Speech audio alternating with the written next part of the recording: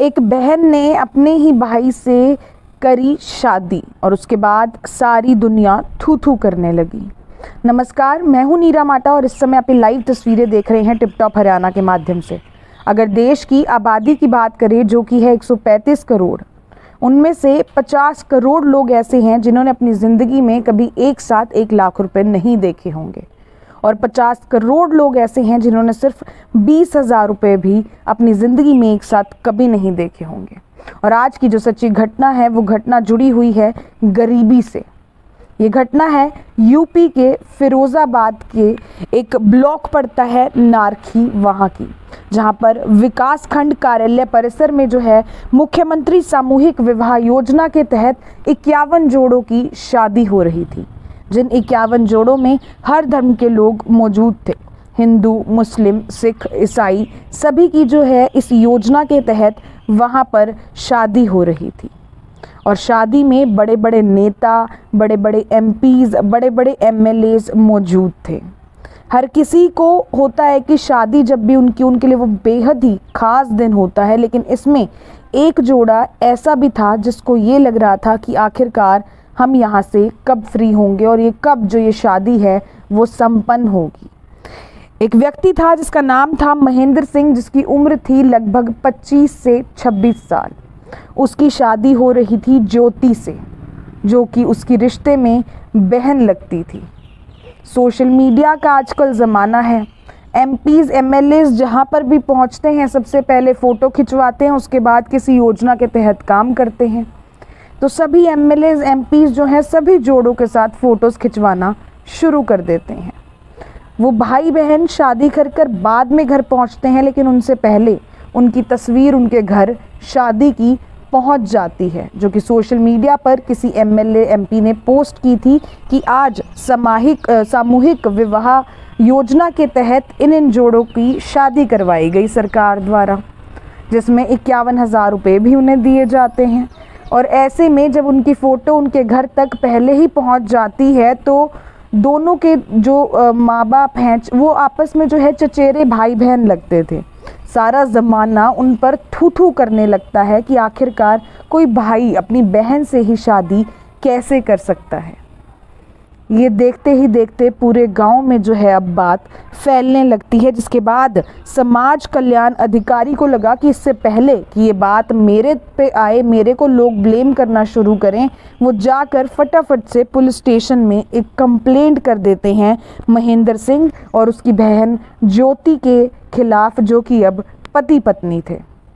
महेंद्र सिंह की जो है 3 साल पहले लता नाम की एक महिला से शादी हो चुकी थी, इससे पहले ज्योति से पहले, और उसके 2 बच्चे भी थे, जिसकी एक की उम्र 2 साल थी और दूसरे की उम्र 11 महीने थी। जो महेंद्र है वो काफ़ी ज़्यादा गरीब तबके से था और उसकी बहन ज्योति भी जो है काफ़ी ज़्यादा गरीब तबके से, इतने गरीब तबके से जैसा कि मैंने शुरुआत में कहा कि 50 करोड़ लोग ऐसे हैं, 50 करोड़ हमारे देश की आबादी है जिन्होंने एक साथ कभी 10-20 हज़ार रुपये भी ज़िंदगी में इकट्ठे नहीं देखे होंगे। ये वो लोग हैं जो कि कई बार शाम को रोटी खाए बिना ही सो जाते हैं क्योंकि उनके पास खाने के पैसे नहीं होते। ऐसे में जब कंप्लेंट दर्ज करवाई जाती है, मामला जो है उच्च अधिकारियों तक पहुंचता है, तो ऐसे में समाज कल्याण अधिकारी द्वारा जो कंप्लेंट की गई थी उस पर जो सीनियर अधिकारी थे उनका ये कहना था कि इस मामले की जो है निष्पक्षता से जांच की जाएगी। बात योगी आदित्यनाथ तक भी पहुंच जाती है, जिसके बाद सभी के सभी अधिकारी जो हैं महेंद्र को ढूंढते हुए उसके घर तक पहुंचते हैं कि बात अब एमएलए, एमपीज़ पर ना आए, क्योंकि शादी तो सामूहिक विवाह था, वहाँ पर तो बड़े बड़े नेता भी मौजूद थे। जैसे ही महेंद्र की तलाश करने पुलिस उसके घर पहुँचती है तो देखती है कि महेंद्र जो है 11 दिसंबर को वहाँ से भाग जाता है। अब महेंद्र जब 11 दिसंबर को वहाँ से भाग जाता है, लता जो कि महेंद्र की पहली पत्नी थी वो घर में मौजूद होती है। उसका 2 साल का एक बच्चा और दूसरा 11 महीने का एक बच्चा वहाँ पर मौजूद होता है। उन्हें भी इस बात की कोई खबर ना थी कि महेंद्र ने इस तरीके का कोई कदम उठाया है और अपनी ही बहन ज्योति से शादी कर ली है। इसके बाद ज्योति तक पहुंचने की कोशिश की जाती है। ज्योति के पास जैसे ही जाते हैं लोग, उसके आगे मीडिया वाले जो है माइक लगा देते हैं कि आखिरकार आपने उनकी पहली पत्नी होते हुए भी आपने शादी क्यों की, आप उनकी रिश्ते में बहन लगते, आपने अपने ही भाई से शादी क्यों की। इस तरीके का माहौल देखकर ज्योति ने जो है एक बहुत ही साधारण सा जो भी सच्चाई थी वो मीडिया के सामने रख दी। इसकी जो है पूरी, अब जो गांव था, शहर था, बल्कि पूरे राज्य में जो है इस चीज़ की थू थू करने लगे लोग, क्योंकि इस चीज़ को गलत तरीके से प्रेजेंट किया गया था। लेकिन ज्योति ने जब अपनी बात मीडिया के सामने रखी तो उसको सुनकर काफ़ी ज़्यादा मतलब लोगों को एहसास हुआ कि आखिरकार गरीबी क्या नहीं करवा सकती। ज्योति ने बताया कि किस तरीके से एक सफाई कर्मचारी जो है वो उसके पास आया था। हमारे घर में खाने को रोटी तक नहीं थी, घर में सब भूखे मर रहे थे, कोई काम मिल नहीं रहा था। एक सफाई कर्मचारी जो है वो उसके पास आते हैं कि तुम्हें 2 घंटे के लिए चलना है, मैं तुम्हें 10,000 रुपये दे दूँगा। 51,000 रुपये टोटल मिलेंगे, जो भी है दहेज समेत मिलाकर ये चीज़ें करनी है, और तो उसमें से 10,000 रुपये तुम्हारे हो जाएंगे। ज्योति ने अपनी लाइफ में 10,000 रुपये भी एक साथ कभी नहीं देखे थे। उसके लिए 10,000 का मतलब बहुत बड़ा था। ज्योति जो है मान जाती है। उसके बाद इस योजना के तहत, जैसा कि मैंने पहले भी कहा, कि टोटल 51,000 रुपये आते हैं, जिसमें से 30,000 सीधा सीधा लड़की के खाते में जाते हैं। उसके बाद विकास अधिकारी ने जैसा कि कहा था कि निष्पक्षता से जांच होगी।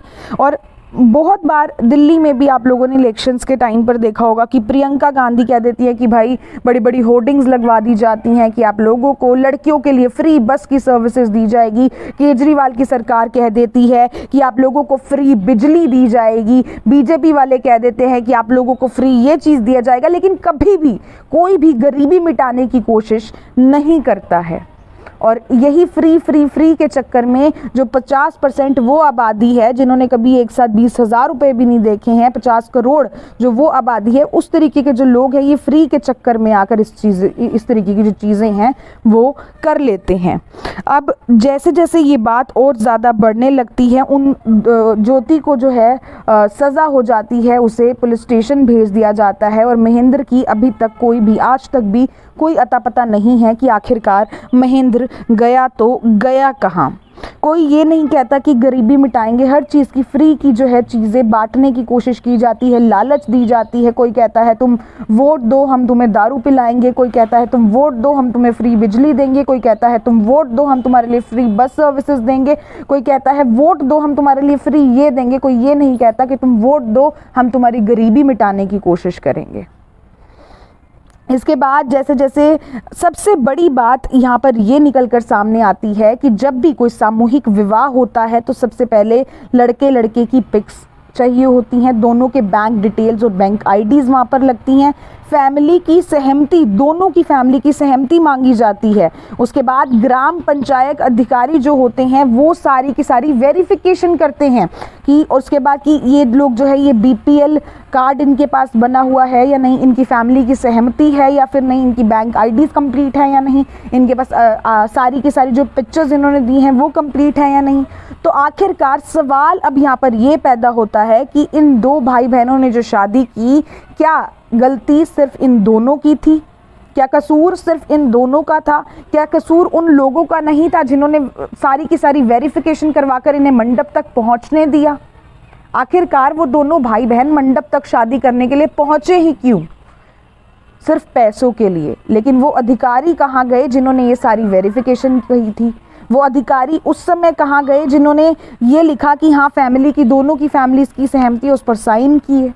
तो क्या सज़ा सिर्फ और सिर्फ महेंद्र और ज्योति को ही मिलनी चाहिए थी? ये आप लोगों से एक सवाल है, कमेंट सेक्शन में ज़रूर से ज़रूर बताएं।